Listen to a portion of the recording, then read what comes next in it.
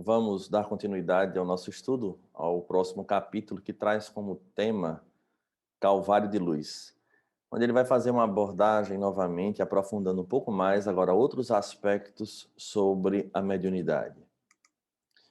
O exercício saudável da mediunidade resulta de inumeráveis fatores que constituem desafios ao médium, destacando-se, entre outros, a conduta moral e mental, a disciplina emocional, que decorrem do conhecimento adquirido em função da faculdade que possui. O Manuel Filomeno nos fala aqui dessa mediunidade saudável, desse exercício saudável da mediunidade, que ela vai resultar de fatores inúmeros, né, que se tornam desafios para os médiums. Dentre esses, ele vem destacar aí a conduta moral e mental e a disciplina emocional. Fatores que nos dias de hoje se torna de fato grave, tendo em vista o bombardeamento que nós temos desse mundo espiritual, mas também do mundo material no contexto social em que vivemos. Então, essa conduta, né, moral e mental, é preciso nós estarmos despertos para verdadeiramente darmos o devido valor para que, conseguindo o equilíbrio nesses desafios, possamos viver a mediunidade de maneira saudável. Pelo fato de movimentar-se entre as duas esferas, a dos encarnados e a dos desencarnados, o médium sofre interferência de ambas, que geram em determinados momentos grandes conflitos e perturbações. Então, o médium, ele nada mais é do que um ponto de intersecção entre o mundo material e o mundo espiritual. E, obviamente, sendo ele esse ponto de intersecção, ele vai sofrer a influência desses dois lados. Não obstante, nós podemos até dizer que, num contexto material, conseguimos, às vezes, nos afastar de determinadas situações por questões de distanciamento, né, por determinadas escolhas que nós fazemos, mas que no contexto do mundo dos desencarnados, do mundo dos espíritos, isso se torna mais desafiador, tendo em vista que não há barreira espaço-tempo. É necessário outros fatores, e é exatamente por viver no meio dessas duas realidades que há momentos em que se gera grandes conflitos e perturbações, inclusive de ordem física. Porque os espíritos são as almas dos homens, com as suas qualidades e imperfeições, experimenta mais normalmente o assédio dos infelizes, em razão de mais acessível sintonia vibratória, constituindo a mediunidade um calvário invisível, desde que levada a sério e com elevação. Então, Manuel Filomeno nos traz com muita clareza aquilo que a doutrina espírita se coloca desde que chegou à Terra como sendo consolador, de que os espíritos nada mais são do que aqueles homens que há algum tempo atrás viviam na Terra e que naturalmente desencarnaram nesse fluxo natural da vida e deixaram a vestimenta física, mas levam para o mundo espiritual aquilo que são, porque de fato nós continuaremos com os nossos desejos, com os nossos hábitos. Então essas qualidades e as imperfeições, elas estão sediadas no espírito e não no corpo. Então, como nós estamos num planeta de provas e expiações, e como médiums que se encontram neste contexto, trazendo as suas provas, é mais fácil, e em especial quando invigilante, sintonizar com esses espíritos ainda infelizes, porque, segundo o próprio espírito Manuel Filomeno, ele diz que basta um pensamento negativo, basta um pensamento infeliz para que encontre quase que de imediatamente ressonância no mundo espiritual. Então, essa mediunidade passa a ser esse calvário invisível, porque só quem sabe é aquele que passa por esses fenômenos das quais muitas pessoas às vezes não conseguem se aperceber. Devendo lutar contra as más tendências que caracterizam o estado evolutivo, o médium responsável atém-se a um programa de educação íntima e de realização pessoal muito severo, através do qual se libera dos próprios débitos, burilando os sentimentos e, pela aquisição da cultura, iluminando a razão. Nesse tentame, enfrenta aqueles a quem porventura haja prejudicado, que investem em piedosos, na tentativa de impedir-lhe a felicidade. Então, nós observamos que, de fato, né, nós trazemos, todos nós, as nossas más tendências, e que o médium tem a necessidade, não que outros não tenham, mas pelo fato de sofrer esse assédio de uma maneira mais ostensiva, em termos de percepção, ele, obviamente, precisa ater-se a esse programa de reeducação íntima. E é interessante que ele coloca o termo realização pessoal muito severo, ou seja, uma educação íntima e de realização pessoal muito severo, através do qual se libera dos próprios débitos, burilando os sentimentos. Ou seja, nós vamos observar que é uma tônica na obra dos espíritos a necessidade desta severidade para consigo próprio, obviamente guardando as proporções de que nós devemos aprender a amar e perdoar primeiramente a nós. Mas não devemos usar isso como um pretexto, porque esse programa de educação é severo, sim, porque uma vez tendo consciência de que esses elementos, que são as nossas arestas morais, eles são a ponte para que haja a ligação com esses espíritos infelizes, pela própria questão do amor a si próprio, é necessário, ou nos sentimos nessa obrigação para voltarmos a ter um estado de maior equilíbrio no exercício dessa mediunidade. E aí ele vem dizer, pela aquisição da cultura e iluminando a razão. Então, a doutrina espírita, como a doutrina de educação, ela nos leva à aquisição da cultura e iluminando a razão com esse próprio conteúdo. Nesse tentame, enfrenta aqueles a quem porventura haja prejudicado, que investem impiedosos na tentativa de impedir-lhe a felicidade. Lembrando que nós viemos de outras paisagens, com outros históricos, e que há parceiros ainda espirituais que nos aguardam retorno à conduta ou que não aceitam a nossa mudança para melhor. E por conta disso há um enfrentamento, mas não um enfrentamento da maneira com que estávamos acostumados, mas agora uma luta de resistência entre a influência, que frequentemente estimula aquilo que temos de negativo, e essa nossa própria realidade, onde devemos nos reeducar. Desse modo, inspiram-lhe sentimentos contraditórios, estimulam-lhe as paixões inferiores, assaltam-no nos momentos de desprendimento pelo sono, utilizando-se de ardis, mediante os quais esperam colher o adversário para comprazer-se na sua infelicidade. Então, nós vamos observar que nesse processo de influência, é importante essa palavra, inspiram-lhe sentimentos contraditórios, estimulam-lhe as paixões inferiores. Ou seja, eles não criam, eles simplesmente utilizam do conteúdo que se encontra na intimidade do indivíduo. E isso é importante para desconstruir o discurso de que os nossos equívocos são fruto da presença dos obsessores. Eles, repetimos, não criam conteúdo, eles utilizam o que existe dentro de nós. Então, as paixões inferiores e frequentemente vão nos atacar, obviamente, por serem inteligentes, eles nos atacam naquilo que temos de mais frágil, que frequentemente era o que fazia com que estivéssemos vinculados em outros tempos. Então, no momento do desprendimento do sono, não são poucas as vezes que se aproximam e utilizam de ardis para novamente nos arrastar a velhos hábitos e, obviamente, voltarmos a compartilhar aquela realidade.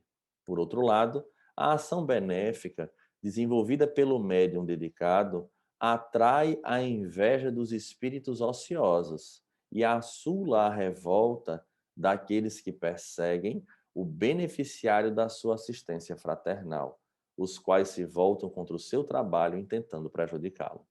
Então, determinados espíritos, né, se sentem, como ele está colocando aí, sentem inveja, né?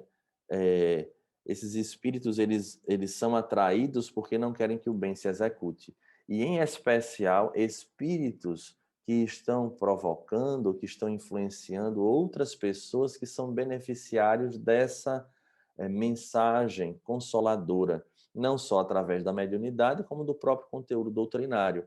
Então, nós vamos adquirir essa influência desses antigos comparsas ou inimigos, e somado a isso, espíritos infelizes que estão prejudicando aqueles aos quais se busca ajudar. E, obviamente, eh, são um somatório de forças. No entanto, nós não nos encontramos sozinhos, e é importante lembrar disso. Mas também é essencial percebermos que, na medida em que avançamos no bem, há aqueles que se apresentam, de certa forma, revoltados com isso. Nas tarefas da terapêutica desobsessiva, mais grave se torna essa agressão, porquanto, sentindo perder a força da opressão exercida contra a sua vítima atual, o perseguidor se volta em direção ao fator que lhe obstaculiza o prosseguimento da empresa infeliz. Então, no momento da desobsessão, este espírito, né, obsessor, este espírito infeliz, ele se revolta e, obviamente, parte com mais intensidade. Não são poucas as vezes que iremos observar o relato dessas pessoas que estão em tratamento, que no início desse tratamento parece que as coisas pioram, porque eles, percebendo que estão ali perdendo força sobre o indivíduo, eles se revoltam e tentam atacar com toda intensidade. E essa realidade se volta para o médium, que passa a ser o elemento pelo qual este espírito está sendo esclarecido. Então, é natural que assim aconteça, porque isso também aconteceria se estivéssemos ainda falando sobre a realidade do terra a terra, onde as pessoas iriam tirar satisfação, buscar prejudicar a outrem. Agora, a realidade se repete, só que sem a presença do corpo físico.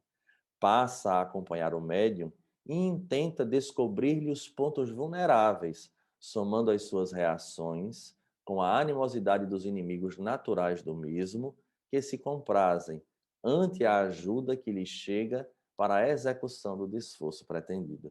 Então, esses espíritos que estão ligados a outrem passam a acompanhar o médium buscando descobrir os pontos fracos, e ele soma essas reações com a animosidade dos inimigos naturais, ou seja, que nós angariamos ao longo dos tempos, né, pelas atitudes menos felizes. E, obviamente, eles se comprazem ante essa ajuda, né, porque soma a esse grupo de espíritos infelizes ainda esses outros que não estão ligados diretamente ao médium, mas estão, vamos dizer assim, chateados ou até mesmo revoltados, porque o médium anda ajudando aquele que é o ponto, né, das suas atenções para prejudicá-lo.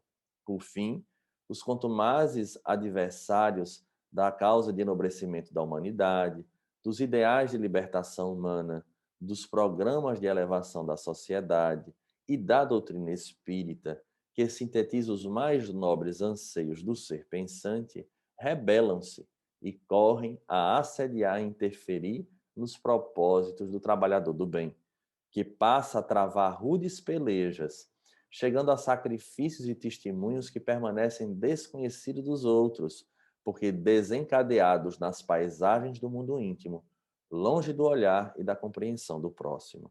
Ou seja, todo esse grupo de espíritos que querem atrapalhar o enobrecimento da humanidade, esse processo de libertação, em especial da doutrina espírita, que é portadora desta mensagem, eles rebelam-se e correm para assediar esse indivíduo, que passa a sofrer determinadas pelejas, chegando a determinados sacrifícios e que nem sempre ou frequentemente não é passado. E as pessoas às vezes olham com desconfiança, jogando a sua própria sombra sobre a personalidade e a figura do médium, como se a vida dele não sofresse essa interferência perniciosa e fosse um mar de rosas, o que raramente representa a realidade. Em face da sua movimentação e impiedade, essas entidades vão buscar pessoas insensatas, frívolas e desequilibradas, com as quais mantêm sintonia de gostos e de comportamento, e as atiram contra o lidador, ou geram campos de afetividade perniciosa a promoverem situações e cenas desagradáveis, comprometedoras com ridículas. Então vejamos, quando não se atinge diretamente a figura daquele a quem se persegue, busca-se indivíduos que sejam fáceis de influenciar E essas pessoas insensatas, frívolas e desequilibradas são atiradas para esses médiuns, esses trabalhadores, né, para que gerem realmente distúrbios, comprometimentos, e em especial atingindo essa área da afetividade perniciosa. Muitos se apaixonam pela figura do médium, e às vezes esses espíritos intentam despertar no médium também estes sentimentos. E aí nós vamos observar, né, desastres em termos de família que são desfeitas, em especial numa tese pouco refletida de encontrar a alma afim, o que na verdade não condiz com a realidade. Então é necessário que o médium esteja muito atento, vigilante, porque eles buscam sempre promover situações, cenas desagradáveis e comprometedoras, quão ridículas, não só para desacreditar o indivíduo, mas acima de tudo também para atingir a mensagem do qual ele é portador.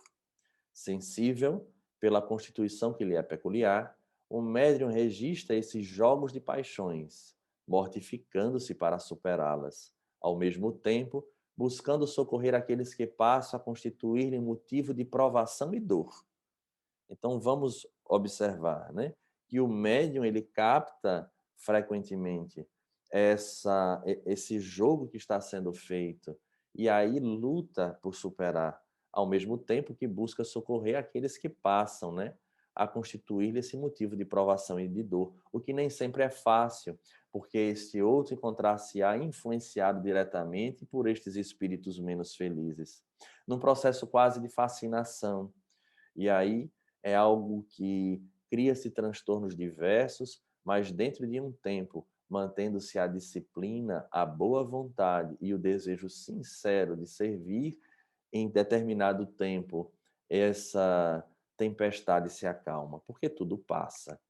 Não fica, porém, aí o cerco, pois que outros indivíduos são induzidos à malquerença e à inveja, desencadeando movimentos de censura, calúnia e perseguição gratuita, que encontram fácil acolhida entre os ociosos e competidores, que pretendem a fama e desprezam o trabalho, sempre dispostos para as festas e distantes das lutas que lhes imponham renúncia e sacrifício. Ora, acredito, qual trabalhador que busca ser fiel? Qual trabalhador que busca ser útil em nome do Cristo que não passe por estas situações? Onde Manuel Filomeno coloca com bastante, eh, chamando bastante a atenção, onde ele vai nos mostrar que indivíduos são induzidos à malquerência e à inveja. Cria-se movimento de censura, calúnia e perseguição gratuita. Quem de nós já não passou por esse tipo de situação? No entanto, naquele primeiro momento em que a tristeza nos atinge, a melhor conduta não é outra senão seguir no trabalho, porque esse irá advogar a favor em todos os tempos. Vale salientar também que o único indivíduo perfeito que passou na Terra foi o próprio Cristo, de tal maneira que todos nós somos sim talvez censuráveis, porque trazemos as nossas falhas. Não obstante, devemos manter o desejo sincero de seguirmos adiante nos melhorando e sempre trabalhando, porque é fácil perceber que existe a presença desses espíritos que buscam colocar as pedras nos caminhos para que haja a desistência frente àquilo que precisa ser feito. Então, lamentavelmente, essas pessoas são envolvidas e, sem se aperceberem, se tornam inimigos unilaterais, porque o médium que busca, de fato, servir com Jesus, compreende a limitação do outro porque compreende a própria limitação e sabe que cedo ou tarde despertará desse fenômeno de fascinação, obviamente com a consciência doída de talvez ter levantado calúnias e perseguições gratuitas, mas que pela própria lei universal do amor, no futuro, irão somar forças trabalhando no ideal único. Apesar de toda essa pugna, a conduta em dedicação do médium atrai a assídua assistência do seu guia, do seu espírito guia, que o encoraja e o fortalece, inspirando a perseverança e a continuidade no trabalho nobre. informando a respeito do que lhe está reservado, caso venha a sair-se vitorioso do empreendimento abraçado. Então, é importante lembrar, é exatamente o que estamos falando, que apesar de todas essas situações complexas, a busca de manter uma conduta firme e reta frente ao objetivo que se deseja, esse médium também atrai, né, a presença do espírito guia e de outros espíritos também, que vai o encorajar e o fortalecer e inspirá-lo a manter-se perseverante na continuidade do trabalho nobre, porque enquanto os cães ladram, a carruagem passa, e assim deve ser feito. E aí ele continua: explica-lhe que tal sucede em razão da sua necessidade de evolução, o que lhe constitui rara oportunidade de progresso que não deve ser postergada.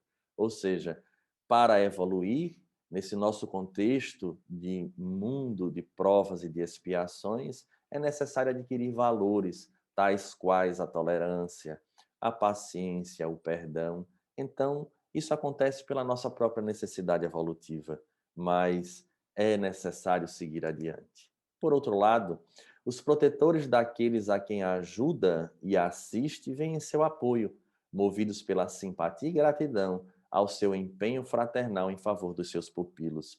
Da mesma forma que se atrai espíritos infelizes pelo fato de ajudar a outrem, os mentores, os parentes, os amigos espirituais desses que são o objetivo do auxílio também correm para proteger o trabalhador, por simpatia, por gratidão, enfim, por perceber que ali há um espírito digno de ajuda, de respeito. Demais, os que são consolados e esclarecidos pela sua faculdade mediúnica e recuperam a paz íntima se lhes vinculam, aumentando o grupo de amigos vigilantes que passam a amá-lo.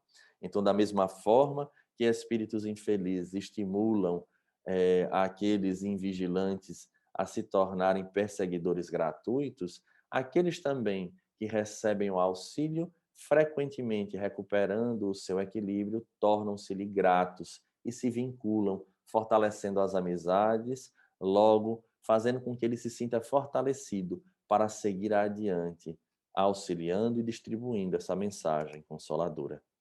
Igualmente, os inspiradores das grandes causas e guias da humanidade, reconhecidos ao seu esforço pelo progresso geral, acodem-no nos momentos cruciais e definidores da sua existência terrena, influindo nas decisões em favor dos futuros cometimentos que lhe cumpre executar. Então, observamos aí a misericórdia divina. Esses inspiradores das grandes causas precisam de personalidades encarnadas e que, às vezes, são anônimos à grande coletividade, mas trabalhadores valorosos, onde estes espíritos auxiliam para fazer com que não venham a falir. Porque a dor o macera e os testemunhos o visitam. Nesse calvário silencioso, há sempre uma ressurreição luminosa a cada morte íntima, a cada abnegação, propiciada pelos construtores da felicidade eterna, que jamais deixam os homens, especialmente aqueles que lhes compartem as elevadas aspirações, sem o competente apoio e amparo.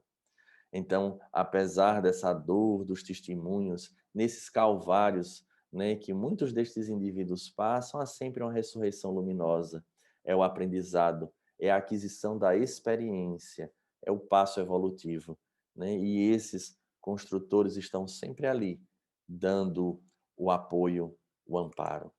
As concessões de paz íntima e de bem-estar, passado o primeiro período do exercício mediúnico, o de provas, são infinitamente maiores e mais compensadoras se fazem, a tal ponto que levam o medianeiro a anelar por mais esforço e dedicação, de modo a poder fruir mais intensamente essas emoções. Passado esse primeiro momento das provas, obviamente, dando continuidade ao trabalho, ele anela, né, continua esforçando-se, dedicando e passa a fruir mais intensamente dessas emoções de paz, da partilha daquilo que se é levado, porque, como se diz, né, no jargão, quem dá flores o perfume permanece nas próprias mãos e se torna, obviamente, portador, não só agora medianeiro, mas portador também da mensagem que leva a esperança e consola os corações. E, obviamente, assim ele flui mais paz, mais equilíbrio, fortalece a fé, passando a ter uma vida mais feliz. Qualquer pessoa afeiçoada à verdade e ao amor, ao trabalho e à caridade, ao heroísmo e à abnegação, conhecem esses momentos de elevação íntima e de vibração indefinível que chegam após as lutas, quando passam a comungar com as esferas superiores. A história do cristianismo está repleta desses indivíduos, né, que conhecem realmente essas vibrações, que não há dinheiro nem posição social que compense, mas é como se estivesse a viver as esferas superiores do mundo íntimo ainda aqui na Terra. É o desejo, acredito, de todos nós que de alguma forma buscamos trabalhar. Razões possui o médium para porfiar e dedicar-se aos rígidos deveres espirituais, jamais se furtando ao auxílio aos sofredores de ambos os lados da vida, e banindo da mente a presunção de que não deve vincular-se aos que padecem na erraticidade, porque a sua faculdade estaria destinada a altos cometimentos e missões especiais na Terra. Então ele deixa aí muito claro, né, de vincular-se a esses rígidos deveres. E jamais se furtará auxílio dos sofredores encarnados e dos sofredores desencarnados.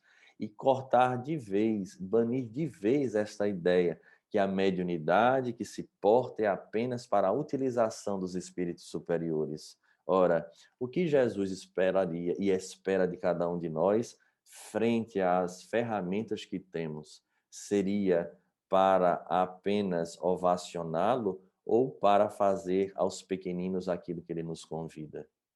Então é bom pensarmos que a mediunidade também deve ser isso, né? Uma ferramenta de auxílio e não simplesmente para estar um canal aberto para os espíritos superiores.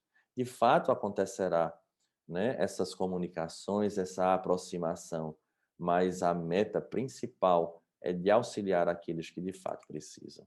Tal vaidade é responsável pelo fracasso de muitos medianeiros invigilantes, que pretendem regime de conduta especial, acreditando-se adrede preparados para relacionamentos interplanetários com espíritos mestres e guias das regiões sublimes, e excusando-se aos labores de doutrinamento e desobsessão, em cujas faixas se movimentam os desencarnados infelizes. Então, lamentavelmente, essa ideia é responsável por muitas quedas, né? Existências que são perdidas, trabalhos que são perdidos, porque de fato quem quiser ser o primeiro seja o último, seja aquele que serve. Então a mediunidade ela tem essa finalidade. A fascinação os entorpece, anulando-lhes os sentimentos de amor e de caridade, ao mesmo tempo empurrando-os para as subjugações terríveis e os fanatismos lamentáveis. E assim também observamos isso, que não nos cabe aqui em nenhum momento citar nomes, porque julgar só a nós próprios, né? E ainda assim o julgamento final cabe à própria divindade. Então, o que podemos fazer é o discernimento e perceber que houveram indivíduos portadores de mediunidades fantásticas, se é que podemos usar esse nome, mas que pela fascinação se perderam, né? Perdendo a essência desta ferramenta de serviço. Quem desejar o acume da montanha terá que transitar pelo sopé, onde lhe repousam as estruturas de sustentação. Ou seja, é preciso conhecer a base, mantê-la firme nos ideais para se chegar onde se pensa. Jesus, que na terra exerceu a função de médium de Deus e com o seu pensamento mantinha constante identificação, jamais se excusava em atender à infelicidade e ao sofrimento de qualquer procedência. Ou seja, Jesus, que era tido como um médium de Deus, atendia a todos. Vejamos o que Manuel Filomeno nos lembra.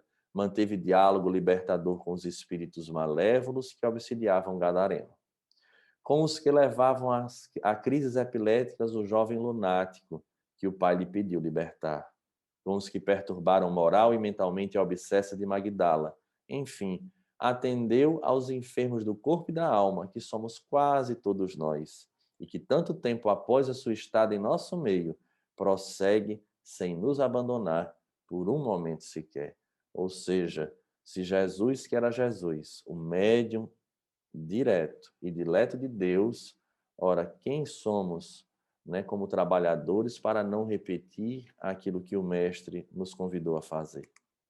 A terra é a instância de provas e de purificação, e a mediunidade que aqui se encontra para atender à alta finalidade de auxiliar e socorrer os que sofrem, confirmando a imortalidade da alma e preparando o advento da nova era que se aproxima, quando o mal baterá definitivamente em retirada.